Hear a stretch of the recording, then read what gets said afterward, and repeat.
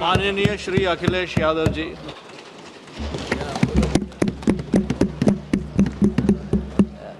सभापति जी, मैं आपका धन्यवाद देता हूं कि इस महत्वपूर्ण विषय पे मुझे बोलने का आपने अवसर दिया, मौका दिया है। मैं सबसे पहले कांग्रेस पार्टी के नेता मनीष तिवारी जी, जिन्होंने बहुत विस्तार से ये बात रखी, जिन मूल्यों को लेकर के हमारे संविधान निर्माताओं ने इलेक्शन कमीशन को लेकर के जो गठन करने का काम किया कि हमारा लोकतंत्र कैसे मजबूत होगा, उस दिशा में जो बात उन्होंने रखी, मैं अपनी भावना और उनके विचार अपने विचारों से मैं जोड़ता हूं।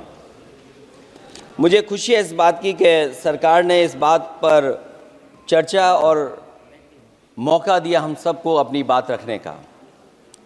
अभी जब मैं भारतीय जनता पार्टी के माननीय सदस्य जी का सुन रहा था बात, तो वो बिहार का इलेक्शन और आने वाले भविष्य में जो उत्तर प्रदेश का इलेक्शन है उस पर भी काफ़ी चर्चा कर रहे थे।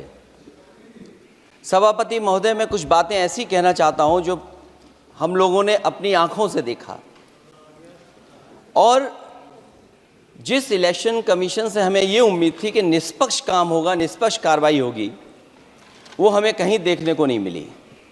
मैं सबसे पहला उदाहरण ये देना चाहता हूं कि एक रामपुर का बाई इलेक्शन जो लोकसभा का हुआ, जब लोकसभा का चुनाव बाई इलेक्शन रामपुर का हो रहा था, तो भारतीय जनता पार्टी की सरकार के मुख्यमंत्री जी और पूरी भारतीय जनता पार्टी ने यह तय किया था कि समाजवादी पार्टी यहां से नहीं जीतेगी, यहां से भारतीय जनता पार्टी जीतेगी। और ये आशंका हम लोगों को थी कि हर तरीके से हम लोगों को दबाया जाएगा, हर तरीके से चुनाव में धांधली की जाएगी। और जिस समय चुनाव शुरू हुआ, वो चीजें हम लोगों को देखने को मिली। सभापति महोदय, वोटिंग के दिन, जिस दिन वोट पड़ रहा था, उस दिन हम लोगों ने देखा कि किस तरीके से पुलिस और पूरा प्रशासन इस बात पे लगा हुआ था कि कोई भी वोटर घर से न निकले। रामपुर का बाई इलेक्शन हमने ऐसा देखा जहां पर पूरा पुलिस प्रशासन, भारतीय जनता पार्टी की सरकार ये कोशिश में लगी थी कि मतदाता बाहर न निकले, और पहली बार भारतीय जनता पार्टी वहां से चुनाव लोकसभा का जीती। ये बाई इलेक्शन लोकसभा की बात कर रहा हूं मैं। और एक एक घटना की सूचना हम लोगों ने इलेक्शन कमीशन को दी है। एक एक घटना के पुलिस क्या कर रही है, पुलिस कहां बैरिकेडिंग लगाई है, पुलिस कहां रोक रही है, कौन पुलिस का अधिकारी कहां जा रहा है, डीएम क्या कर रहे हैं, कमिश्नर क्या कर रहे हैं। और उसके बावजूद भी इलेक्शन कमीशन ने एक भी किसी के खिलाफ कार्रवाई नहीं की। अध्यक्ष महोदय, जब हम ये बात समझ गए कि इलेक्शन कमीशन बायस्ड है, अध्यक्ष महोदय, ये जो नए नए लोग इधर से उधर खिसक गए हैं, या ना बोले तो अच्छा ही है। एक मिनट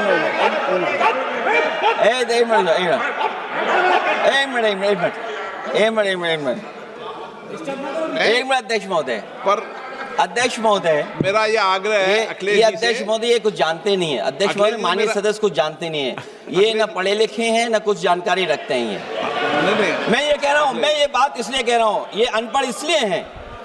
अध्यक्ष महोदय, मैं ये बात इसलिए कह रहा हूं कि जो जो घटनाएं मैं बता रहा हूं, मैंने एक एक घटना इलेक्शन कमीशन को टैग किया है, एक एक वीडियो इलेक्शन कमीशन को दिया है, एक एक पत्र लिखा है इलेक्शन कमीशन को। अगर एक भी कार्रवाई की हो तो मुझे बता दें, अगर ये जानते हो। और दूसरा, मैं अध्यक्ष महोदय, मैं दूसरा बताना चाहता हूं आपको। अध्यक्ष महोदय, चुनाव जीते जाते हैं, हारे जाते हैं। कभी कोई चुनाव जीतता है, कभी कोई चुनाव जीतता है। एक समय था जब हम लोग कांग्रेस पार्टी से लड़ते थे, और एक समय आ गया कि जब हम आपसे लड़ रहे हैं। चुनाव कभी ये जीतते हैं, कभी वो जीतते हैं, कभी मैं जीतता हूं। एक समय था अध्यक्ष महोदय, में 5 लोकसभा का सांसद था यहां। इस बार हम लोग भारतीय जनता पार्टी को दूसरे नंबर करके सबसे 1 नंबर पे समाजवादी पार्टी आई। और अध्यक्ष महोदय, ये जहां से आपने कम्युनल पॉलिटिक्स शुरू की थी, जहां से आपने कम्युनल माहौल बनाया था देश में, उस अयोध्या से अगर कोई जीता है तो हमारे समाजवादी पार्टी के अवधेश जी जीत करके आए हैं। ये चुनाव जीते जाते हैं, हारे जाते हैं, लेकिन जिस संस्था की जिम्मेदारी निष्पक्ष रहना, वो आखिरकार संस्था निष्पक्ष क्यों नहीं है, सवाल ये है। और सवाल मैं यहां से उठाता हूं बाई इलेक्शन का। मैं 3 बाई इलेक्शन का उदाहरण देना चाहता हूं आपसे अध्यक्ष महोदय। नहीं, बाई इलेक्शन पर चर्चा नहीं हो रही। नहीं, मैं जब तक आप अध्यक्ष महोदय चीज जानोगे नहीं, अगर मैं एग्जांपल नहीं दूंगा कि इलेक्शन कमीशन क्या कर रहा है, तो अब मैं रिफॉर्म क्या मांग करूंगा। अध्यक्ष महोदय, जब तक मैं घटना नहीं बताऊंगा, मैं पहला बाई इलेक्शन बताना चाहता हूं। ओके, मानिए आपका नंबर आएगा। अगर आप रिफॉर्म पे बात कर रहे हैं तो आपको घटनाएं क्या हुई वो बात तो करनी पड़ेगी। अध्यक्ष महोदय, मैं बाई इलेक्शन मिल्कीपुर की बात करना चाहता हूं। बाई इलेक्शन मिल्कीपुर जो अयोध्या क्षेत्र में आता है, इलेक्शन कमीशन को हम लोगों ने शिकायतें की, यहां धांधली होने जा रही है, चुनाव को हराया जाएगा।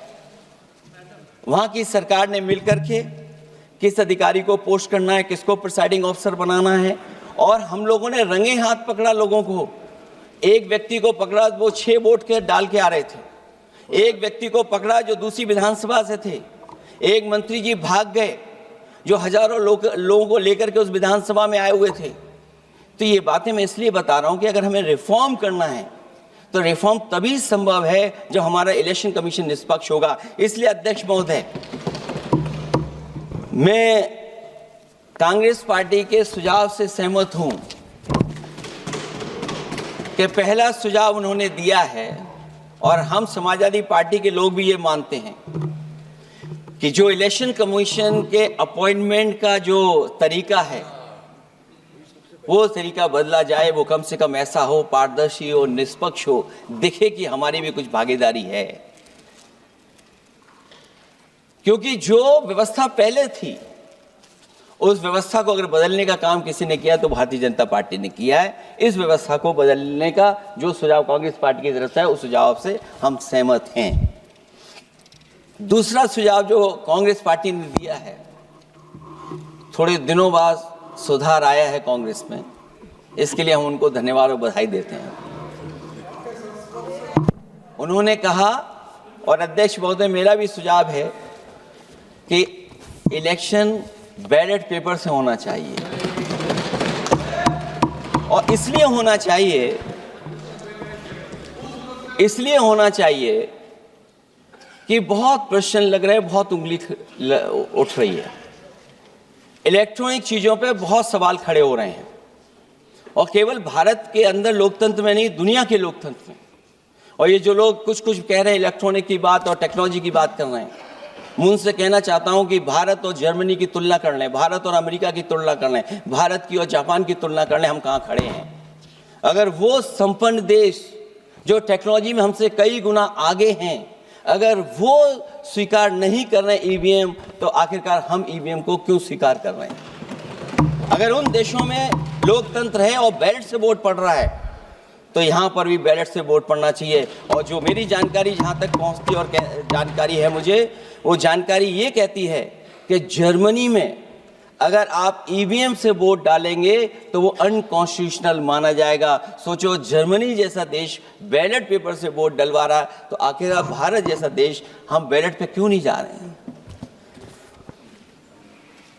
जो रिफॉर्म की बात आई है, सबसे पहला सवाल यही है कि रिफॉर्म का मतलब क्या होता है। जब कोई चीज अपने मूल रूप स्वरूप में होती है तो उसे फॉर्म कहते हैं। जो वो मूल फॉर्म को खो बैठती है तो डिफॉर्म हो जाती है, और फिर उसी मूल फॉर्म में ले जाने का जो प्रयास होता है वो रिफॉर्म कहलाया जाता है। अध्यक्ष महोदय, सवाल ये भी है कि रिफॉर्म की जरूरत क्यों पड़ी, हमारी चुनावी प्रक्रिया खराब क्यों हुई, उसे खराब किसने किया। किसी भी चीज के खराब होने के 2 कारण होते हैं। एक ये कि उसे बाहरी लोगों ने खराब किया, और एक ये कि उसके अंदर से ही किसी ने खराब किया या किसी ने अपने स्वार्थ के लिए करवाया। तो अध्यक्ष महोदय, आज ये अजीब हालत है कि बाहर से ज्यादा चुनावी प्रक्रिया अंदर से खराब हुई है। और ये उदाहरण इसलिए मैं देना चाहता था बाई इलेक्शंस के और लोकसभा के इलेक्शन का, क्योंकि जिस तरह की शिकायतें की गई थीं अध्यक्ष महोदय, एक भी शिकायत पे कार्रवाई नहीं हुई। एक और मैं उदाहरण देना चाहता हूं, फर्रुखाबाद का चुनाव लोकसभा का, हालांकि और लोकसभा के चुनाव को मैं नहीं कहूंगा, लेकिन फर्रुखाबाद का लोकसभा का चुनाव जो पिछली बार 2024 में बड़े करीब से मैंने देखा। वहां के जिलाधिकारी, वहां का पुलिस का प्रशासन पूरे दिन लाठी चलाता रहा और कभी लाइट जाती थी, कभी लाइट आती थी। जब हम लोगों ने जानकारी करने की कोशिश की कि आखिरकार क्यों हो रहा है, तो पता लगा कि उन्हें रिजल्ट बदलना है। तो उत्तर प्रदेश का इस तरह एक रिजल्ट नहीं बदला गया, कई जगह रिजल्ट बदला गया। हम इलेक्शन कमीशन के सामने खड़े रह गए कि इलेक्शन कमीशन को बताते रहे कि धांधली हो रही है, लेकिन इलेक्शन कमीशन ने कोई सुनवाई नहीं की। ये केवल लोकसभा में नहीं, मैं फिर लौट करके आता हूं, जितने भी बाई इलेक्शन हुए हैं वहां पर वोट चोरी अध्यक्ष नहीं हुई, वोट डकैती हुई है। और मैं फिर कहता हूं, जहां जहां आप लोग जीते हो बाई इलेक्शन में, अभी 27 भी आने वाला है, अगर एक भी लोग वो जो विधानसभा आप जीत करके दिखा देना, मैं on the floor of house कह रहा हूं अध्यक्ष महोदय, अगर निष्पक्ष चुनाव होगा तो एक भी भारतीय जनता पार्टी वहां पर सीट नहीं जीतने वाली है। दूसरा कि जो समय समय पर पैसा आ जाता है अकाउंट में, ये लोकतंत्र को सबसे ज्यादा कमजोर कर रहा है। 10,000 बिहार में बांट दिए। अभी सुना है कि बहुत सारी महिलाओं ने कई जिलों में आंदोलन किया है, वो 10,000 के वादे से मुकर रहे हैं लोग। और मुझे याद है कि जिस समय उत्तर प्रदेश में मैं फ्री मोबाइल देने जा रहा था, कैबिनेट से मैंने पॉलिसी पास की थी, लेकिन यही बीजेपी के लोग चिल्ला चिल्ला करके उसको कह रहे थे कि चुनाव को इन्फ्लुएंस करने के लिए ये पॉलिसी लेकर के आए हैं, ये बांटने जा रहे हैं, और उसको रोक लगवाने का काम इलेक्शन कमीशन से किसी ने किया था, तो वो भारतीय जनता पार्टी थी। तो एक तरफ तो अपना पैसा दे रहे हैं आप, दूसरी तरफ कोई जनता के लिए अगर कोई पॉलिसी लेकर के आ रहा है उसको रोकना चाहते हैं। ये भेदभाव अगर किसी ने देखा है तो हम लोगों ने देखा है। फिर तीसरा, हम चाहते हैं कि मीडिया का जो रोल है चुनाव में, कुछ बात हम लोगों को समझ में नहीं आती। हमारे जो गरीब मतदाता हैं वो कभी कभी अध्यक्ष महोदय हमसे पूछते हैं कि आप तो टीवी पे आते हैं और चले जाते हैं, कुछ लोग टीवी पे आते हैं फिर जाते ही नहीं हैं, ये कारण क्या है? अगर इलेक्शन के समय पर हम पॉलिटिकल पार्टीज को स्पेस अगर बराबर नहीं मिलेगा तो शायद चुनाव निष्पक्ष नहीं होंगे। इसलिए अध्यक्ष महोदय, आपके माध्यम से मेरा सुझाव ये भी है कि चाहे वो प्राइवेट हो चाहे सरकारी हो, मीडिया में बराबर का कहीं ना कहीं हम लोगों को भी स्पेस मिलना चाहिए। इधर एक नई चीज है, नया जमाना है, तो नई चीज है सोशल मीडिया। पहली बार देखने को मिल रहा है कि जहां पर इमेज बनाने के लिए पैसा नहीं खर्च किया जा रहा अध्यक्ष महोदय, दूसरे की इमेज कैसे खराब की जाए उसके लिए पैसा खर्च किया जाता है।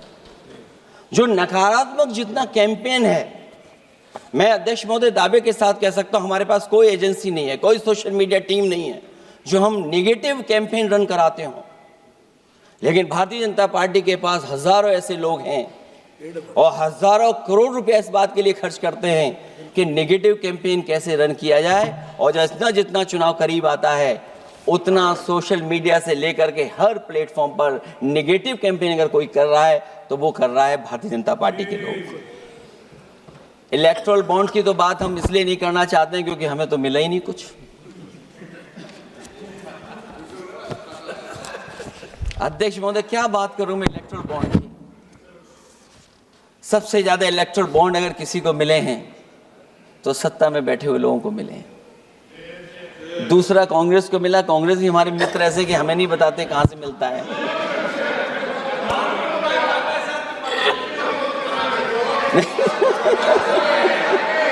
अध्यक्ष महोदय, सबसे ज्यादा चुनावी खर्चा इनके पास, दूसरा खर्चा इनके पास, हम लोगों का भी तो कोई ख्याल रखे अध्यक्ष महोदय,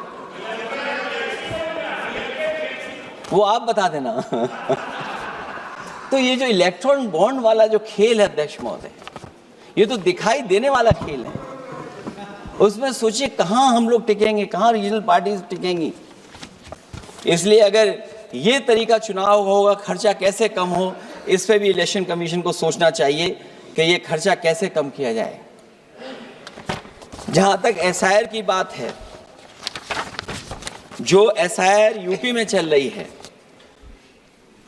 अभी तक 10 लोगों की जान जा चुकी है। बीएलओ जो गांव-गांव जाने की और गली-गली जाने के लिए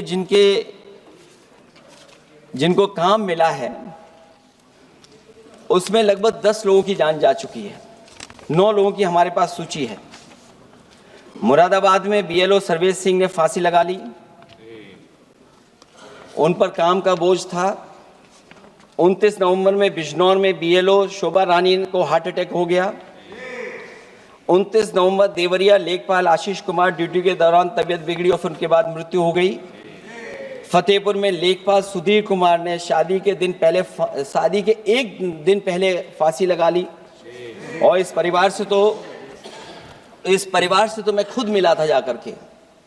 अध्यक्ष महोदय, जब परिवार के लोगों से बातचीत हुई तो उन्हें ये बताया उन्होंने कि इतना काम का बोझ था उनके ऊपर, अधिकारी इतना दबाव बना रहे थे कि वो क्या करते।